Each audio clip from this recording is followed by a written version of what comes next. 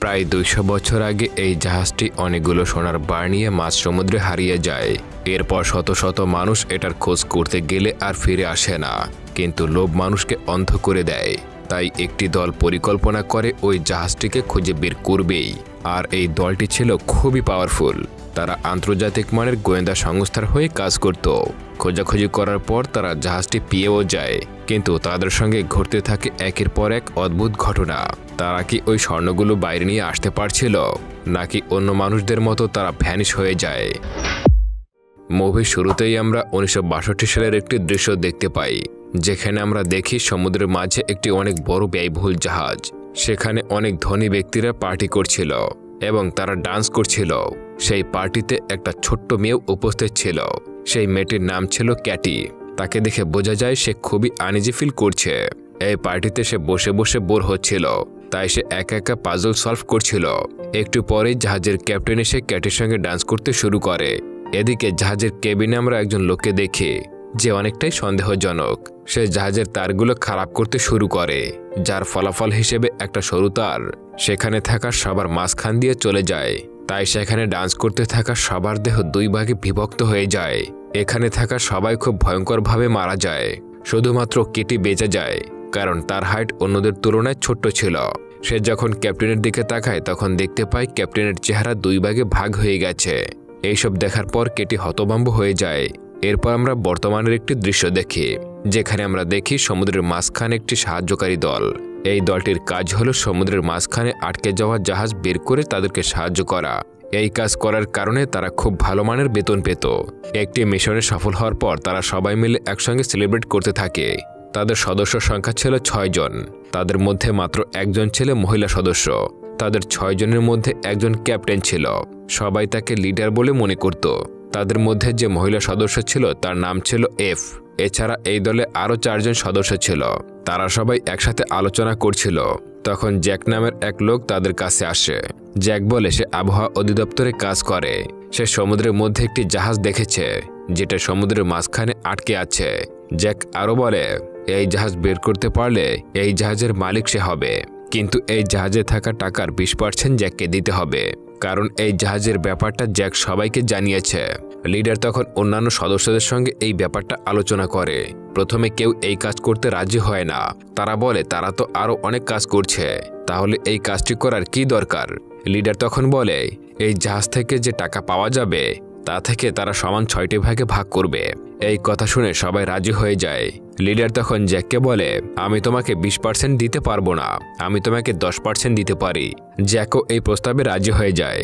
Jack তখন বলে তাকেও তাহলে সেখানে নিয়ে যেতে হবে। পরের দৃশ্যে আমরা দেখতে পাই সবাই জাহাজের উদ্দেশ্যে রওনা হয়েছে। তারা সেই জাহাজের লোকেশনে পৌঁছায়, কিন্তু সেখানে কোনো জাহাজ দেখতে পায় না। মনে হয় যেন জাহাজটি কোথাও উধাও হয়ে গেছে। হঠাৎ করেই তারা দেখতে পায় জাহাজটি তাদের নৌকার সামনে চলে এসেছে। এ কারণে নৌকার সাথে জাহাজের খুব জোরে একটা ধাক্কা লাগে, কিন্তু সেখানে থাকা কারোর তেমন কোনো ক্ষতি হয় না। এটা মূলত সেই জাহাজটি ছিল যেটাকে আমরা গল্পের শুরুতেই দেখেছিলাম, যে জাহাজটিতে ক্যাটিও ছিল। তখন সেই গ্রুপের লিডার তাদেরকে বলে এই জাহাজ 40 বছর আগেও উধাও হয়ে গিয়েছিল। জ্যাকের সাথে ওই দলের একজন সদস্য নৌকাতে অপেক্ষা করে, আর অন্য সদস্যরা সেই জাহাজ পরীক্ষা নিরীক্ষা করতে যায়। জাহাজে আমরা সেই ওয়ার্ড পাজলটি পড়ে থাকতে দেখতে পাই, যেটা ক্যাটির হাতে ছিল। হঠাৎ করে সেই পাজলটি একা একা ওয়েলকাম লিখে দেয়। এখানকার কর্মকাণ্ড দেখে মনে হচ্ছিল কোনো এক অদৃশ্য শক্তি তাদেরকে জাহাজে স্বাগত জানাচ্ছে। লিডার সেখানে থাকা অন্যান্য সদস্যদেরকে বলে এই জাহাজটি জং ধরার কারণে দুর্বল হয়ে গিয়েছে, তাই তাদেরকে সাবধানে চলাফেরা করতে হবে। তারা একটু সামনে যাওয়ার পর তাদের এক সদস্য জাহাজটির এক জায়গা ভেঙে নিচে পড়ে যায়। সৌভাগ্যক্রমে এফ তাকে ধরে ফেলে। এফ নিচে ক্যাটিকে দেখতে পায়, কিন্তু সে অল্প সময়ের মধ্যেই অদৃশ্য হয়ে যায়। সেখানে থাকা অন্যান্য সদস্যরা তাদের 2 জনকে টেনে উপরে তোলে। এফ ভাবে সে হয়তো ভুল কিছু দেখেছে। কিছুক্ষণ পরে তারা সেখানে একটা ডিজিটাল ঘড়ি দেখতে পায়, যেটি ছিল খুবই রহস্যজনক, কারণ যখন এই জাহাজটি উধাও হয়ে গিয়েছিল তখন ডিজিটাল ঘড়ি আবিষ্কারই হয়নি। লিডার তখন বলে হয়তো এর আগেও এই জাহাজে কেউ এসেছিল, এই ঘড়িটা হয়তো তাদের।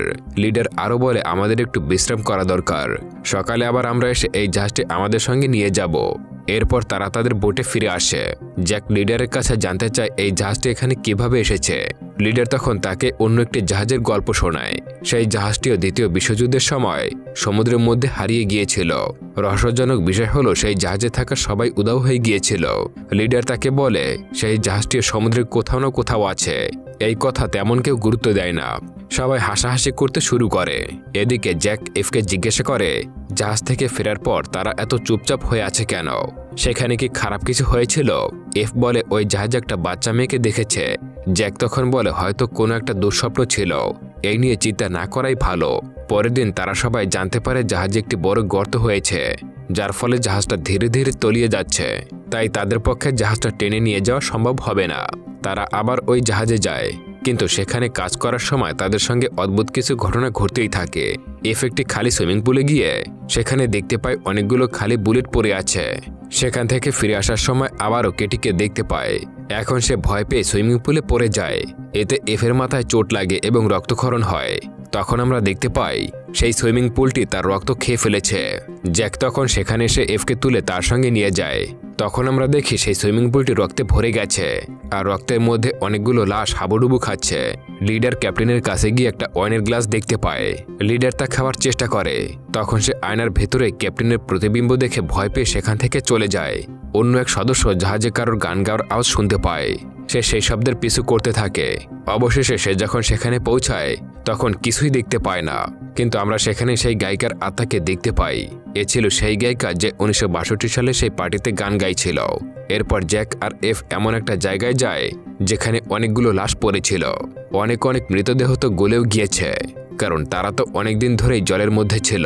তারা দুজন সেখান থেকে দৌড়ে পালিয়ে যায়। এফ জ্যাককে বলে আর এক সেকেন্ডও সে এখানে থাকবে না। তখন তারা সেখানে কিছু বক্স দেখতে পায় যেগুলো স্বর্ণে ভরা ছিল। এফ তখন বাকি সদস্যদের সেখানে ডাকে। সেখানে মোট বাক্স ছিল 10টি, যা স্বর্ণে পরিপূর্ণ ছিল। এত স্বর্ণ দেখে সবাই খুশিতে লাফালাফি শুরু করে দেয়। তখন এক সদস্য বলে এই জাহাজে কিছু সমস্যা আছে, সে সকলকে সাবধান থাকতে বলে। সে আরও বলে আমি এখান থেকে এক মহিলার গানের আওয়াজে শুনতে পেয়েছি, এবং সেখানে একটি জ্বলন্ত সিগারেটও ছিল। কিন্তু সেখানে থাকা কেউই তার কথার তেমন কোনো গুরুত্ব দেয় না, বরং তারা হাসি ঠাট্টা করতে থাকে। লিডার তখন বলে এই স্বর্ণ নিয়ে আমাদের নিজেদের নৌকায় ফিরে যাওয়া উচিত। এত স্বর্ণ পাওয়ার পরেও এই জাহাজকে এখান থেকে নিয়ে যাওয়ার কোনো দরকার নেই।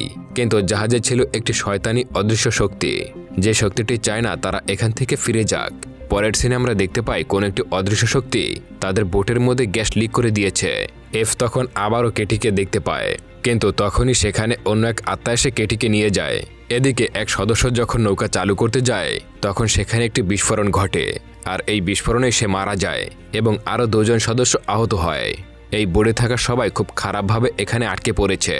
এদিকে লিডার ভাবতে থাকে এই সদস্যদের মৃত্যুর জন্য সেই দায়ী, কারণ তার কথাতেই সবাই এখানে এসেছিল।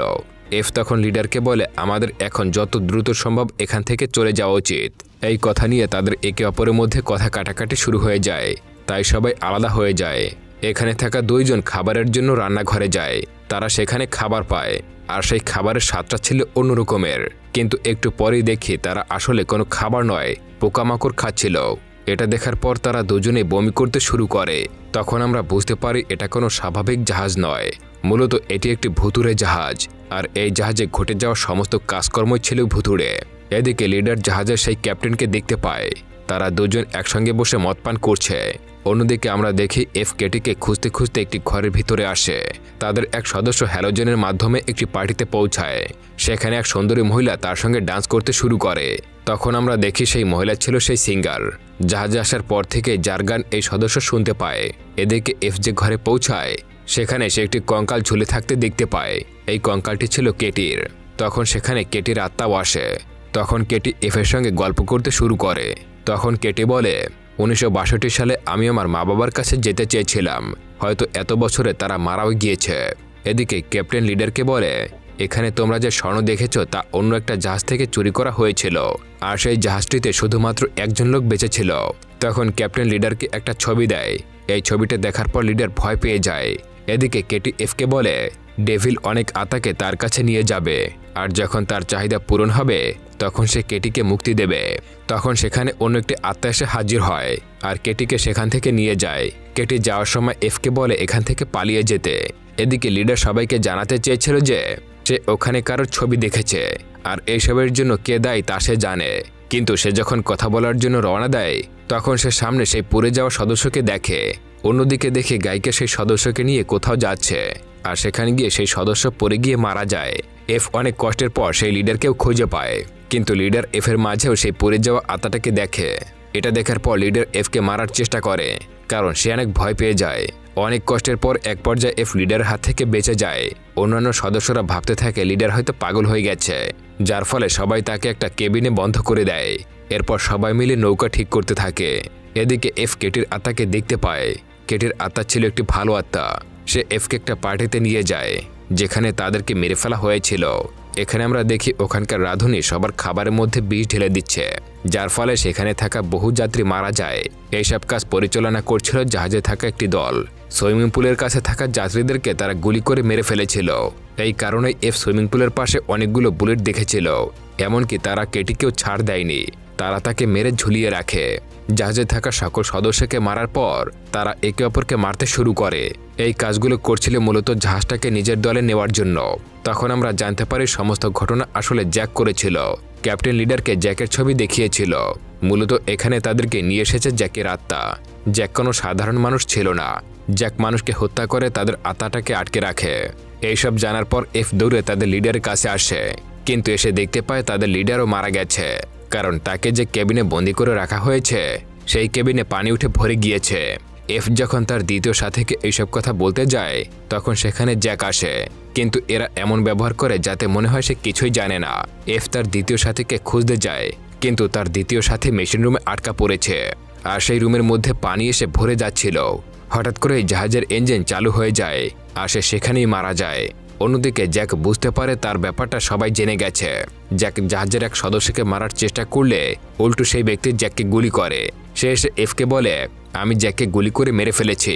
এদিকে এফ পরিকল্পনা করে একটা বোমা দিয়ে জাহাজটিকে উড়িয়ে দেওয়ার, কিন্তু জাহাজে থাকা সেই সাথী এফকে এই কাজ করতে নিষেধ করে। সে বলে যদি বিস্ফোরণ হয় তাহলে তো সব স্বর্ণগুলো উড়ে যাবে, কিন্তু এফ তার কোনো কথায় গুরুত্ব দেয় না। এরপর আমরা জানতে পারি এতক্ষণ আমরা যাকে দেখেছি সে আসলে জ্যাক ছিল। সে এই সদস্যের রূপ ধরেছিল। জ্যাক বলে, আমি একজন ডেমন, আমি সবাইকে দিয়ে পাপ করিয়ে তাদেরকে মেরে ফেলি, এরপর তাদের আত্মাকে বন্দি করে রাখি। সে আরও বলে যাদেরকে সে স্বীকার করবে তাদের হাতে একটা চিহ্ন এঁকে দেয়। এর ফলে সবাই জ্যাকের কথা শুনতে বাধ্য হয়। জ্যাক বলে তার দলের সদস্যরাই এফের দলের সদস্যদেরকে মেরেছে।